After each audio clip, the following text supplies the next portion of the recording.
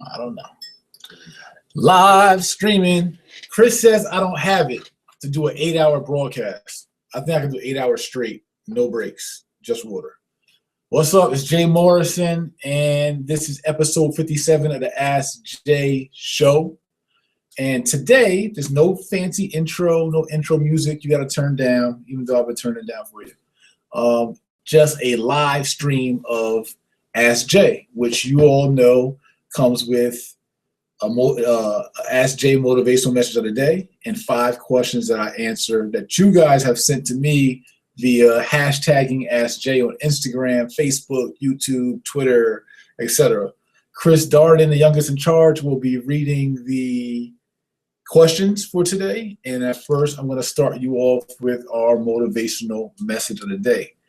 And so Chris, I was asking him, I thought of my motivational message and I forgot. Then he's like, he gave me kind of a clue or tip or inspiration, which is moving forward in uncertain times. I'm not sure if I look here at that camera or if I look straight. What makes you see me better? I think this looks good. All right. Sorry, guys. Just had to get the production thing out the way.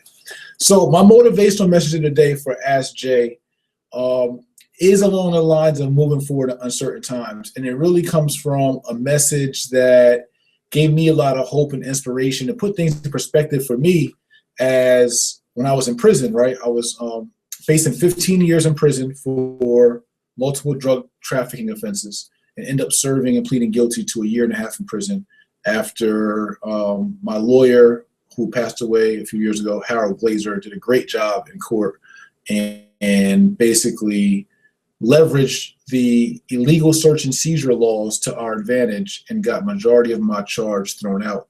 But I still had to serve some time and plead guilty to some lesser charges. So during that time, I served a 1.5 years in prison, and I was locked up in a 2-man cell in Eastern Correctional Institution, and with Michael Lipscomb Bay, who was a double lifer serving 2 life sentences for 2 homicides he committed when he was 20 years old.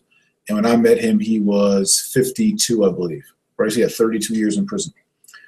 But Mike would always tell me, he'd be like, yo, Slim, he's like, he knows he had 2 life sentences. He fortunately had the opportunity to come home on a work release program in the 90s, and actually was home, I believe, for almost 2 years on a work release program, and was telling me about, food he ate. He actually, had kids while he was out for that 2-month period. But then someone who was on work release ended up committing a murder, right? Another lifer, they call them, people that had life sentences, they were allowed to get work release in Maryland in the 90s until someone screwed it all up and committed a murder while they were on parole. And they brought everybody back into prison, right? So Mike had 2 years out of 2 life sentences over the last 30 years when I was there. That was 10 years ago. So now Mike has 40 plus years in prison. And anyway, the message is he will always tell me that he felt like he was in an ocean drowning, but reaching for a toothpick. And it was like, I never caught on. I was young. I was 20, 21 years old. And I was locked up.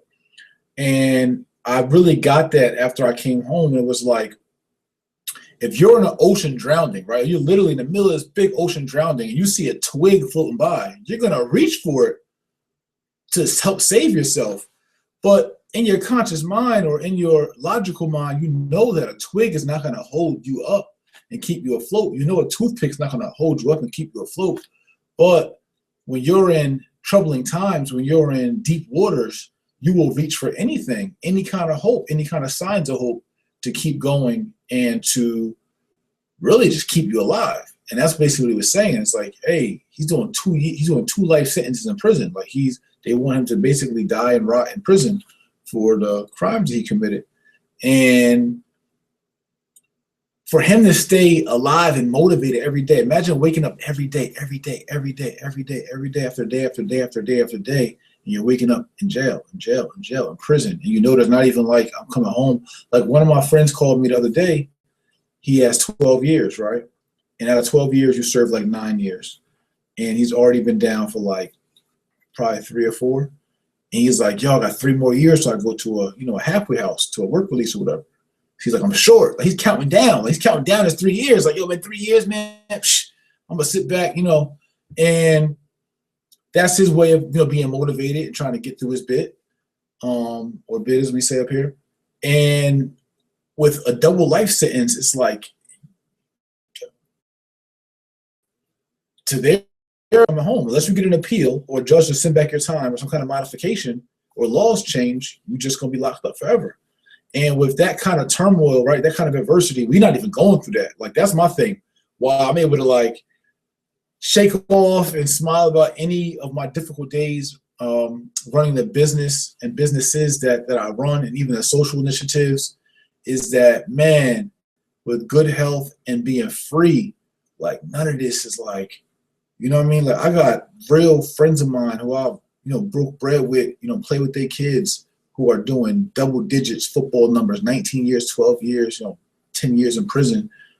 Mike, who I just mentioned, doing a double life sentence in prison. It's like, because you didn't make as much money as you wanted to on a house flip, or the business you tried to start didn't get off the ground the way you wanted to, or you spilled some coffee on your shirt, or your girlfriend's acting funny, or your best friend. Man, that's all small problems, man. Small problems, especially when you got your freedom and your health. You can always, one thing Jay-Z said at the 40/40 grand opening in Las Vegas, and mind you, he had a 40/40 nightclub, sports bar in Las Vegas, and it flopped the first year. It failed. That business failed miserably. You didn't hear anything about it, right? After the first year, it had gold floors and everything. But I went to his grand opening of the 40/40 Club in Las Vegas in 2007 or 8. And one thing he said, though, he said, as long as we have our health and our freedom, we can always get money. We can always move forward. And so that's my motivational message, right? This long buildup really is like, yo, you got your freedom and you got your health, and thank God, and keep it moving. Like, you're going to be all right. Like, you just got to get your knowledge base up, right? Understand what you want to get into, figure out your route, and be laser focused and go at it. Go at it hard, be persistent. If that don't work, shake it off, figure out what didn't work about that, learn from those lessons, right? They're not losses, they're lessons. Learn from that and go at something else. And with that persistence and tenacity, you're gonna win. You're gonna strike gold at some point. You're gonna have to. It's just the law of averages. But it's the fact, will you be tenacious, and will you be persistent? Will you be resilient? Is the whole thing. And so if you're resilient and you're free and you're healthy, you got the world on smash. You good money. So that's my message to you guys. It's like, if you're drowning in the middle of the ocean right now, things aren't right. You got 3 kids, no job, college dropout, 3-time felon like myself. Whatever it is you going through, man, life gonna throw you some stuff. And especially if you a minority in America, you're gonna get thrown some stuff, and it's not gonna be equal, it's not gonna be right, it's not gonna be just yet. But nevertheless, you gotta shake it off. You have to figure out your route. That's the thing. Stop just doing guesswork and trying to get lucky and rolling the dice. Like, figure out your route. Learn, read, like study, get a mentor, like get, like get around, build a new network of people, change your environment, change, like, the power's in your hands. Like, go ahead and change it. Go ahead and change up. So anyway, that's a longer motivational message than usual, but come live streaming, I can do what I want. You know what I'm saying? It's my show. Chris Darden. Questions, please, sir. 5 questions. What we got? Let's do it. And just for you guys who are new on the Ask Jay show, I don't look at these questions before I get them. They're all off the top of the dome, freestyle, and give you guys the best answers, most authentic answers. It's easy for me to answer these questions, or any questions you give me, because I just answer honestly. So it's not much to think about. It's just an honest answer. And you guys are going to get what it is. So what's up? We got question 1 here from YouTube, Brad Chow. Brad. How can I purchase properties without going through a realtor? Quite simply, if a realtor is listing the property and they're the representative for the homeowner, you would have to go through that realtor because they're the representative for the homeowner. You won't have to have a realtor of your own to represent you, but you probably should. It doesn't cost you anything. The seller pays for that realtor. So if you're a buyer, you don't pay for your realtor. The seller pays the realtor's commission.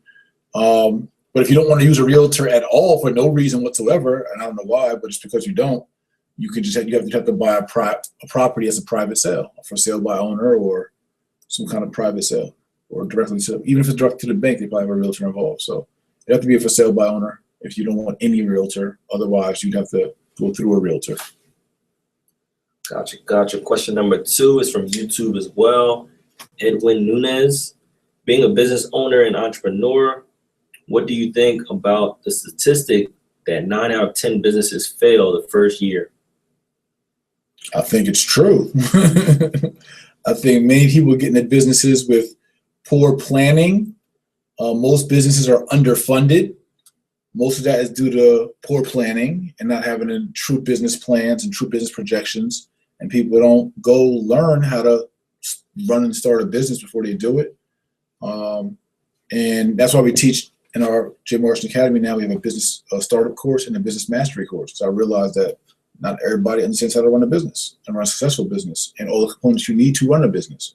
So yes, most small businesses do fail because most people don't know what they're doing. And they don't know how to really build a team that they need to be successful. And they don't know how to check their product and to see if their product is one that is viable in the marketplace. With the proper due diligence and a proper plan and a proper funding to support that plan, that number could dramatically increase in regards to the success rate of small businesses. So that's my thoughts, Edwin. Good question. Question number 3 is from Philippe T. Okay. I want to start being a businessman coming from the streets, but I don't want to wear business suits. What's your advice on that? It depends on what kind of businessman you want to be. I mean, you can be a businessman without wearing a business suit, but what you wear is going to set the tone for how people perceive you. You're your own billboard. You're your own marketing.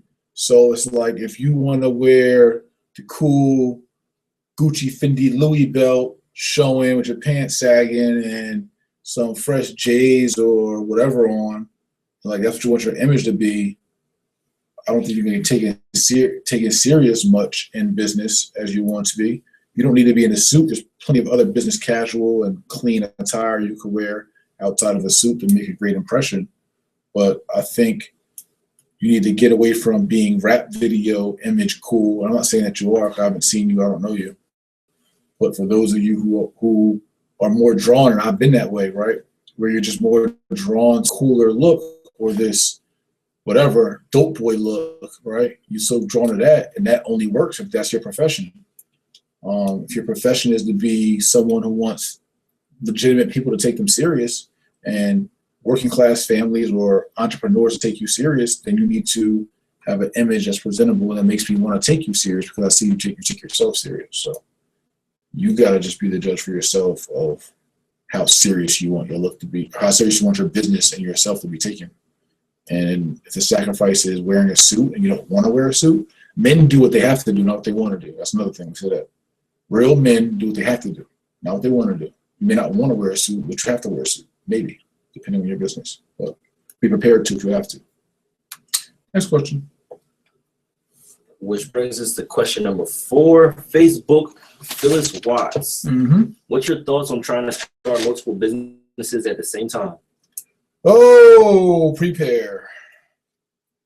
I don't want to steer anybody from doing business at the same time, but it is very difficult. The more business you start, the more staff you need, the more money you need, the more hours you need in a day, the more everything.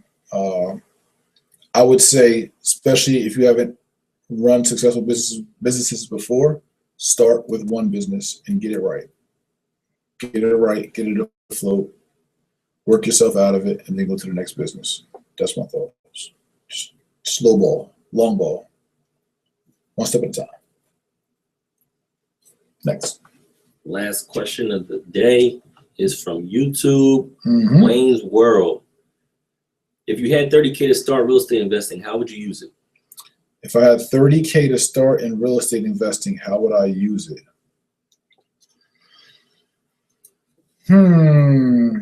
Well, it depends where you're starting from. Like everybody's start point is different. So if you have $30K to start in real estate investing, you know nothing about it, then I would use my $30K to get the training and education that I need to understand what I'm getting myself into, or to get a coach that could guide me into doing that. I wouldn't spend all that money on that because I need money to still invest. So, I mean, that you still need to know what you're going to do, what you're doing with it. You just can't, you got to learn. But now, assuming you have some knowledge base, some experience, or just some training on that, and now you got 30K after your training and after your sound foundation, I would probably, I would split it like 70-30.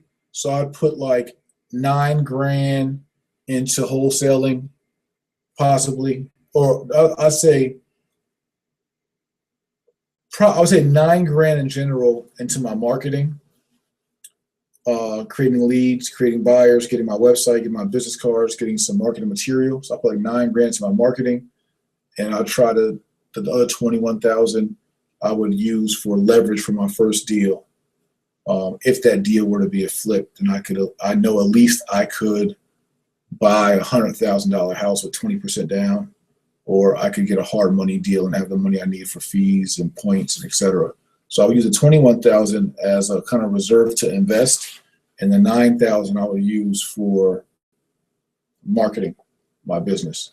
Now, if you have no other savings or anything else, then I would not be that aggressive, and I would put some money to the side for savings and emergency fund.